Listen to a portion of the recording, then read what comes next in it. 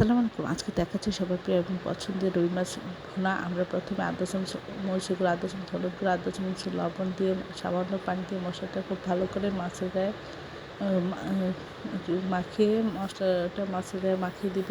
সবগুলি মাখানোর পরে তেলটা ভালো করে গরম করে আমরা দিয়ে দিব। আর যদি উল্টাতে সমস্যা হয় তাহলে চুলা থেকে একটু নামিয়ে উল্টে নেব, তাহলে আর মাছ ভেঙে যাবে না।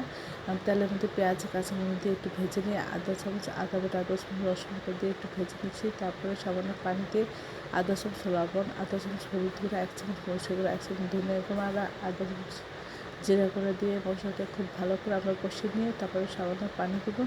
দিয়ে পানিতে বলক ওঠার পরে আমরা মাছ দিয়ে দিব। দিয়ে এক পাশ জাল করে উল্টে অপর পাশ জাল করে নিব।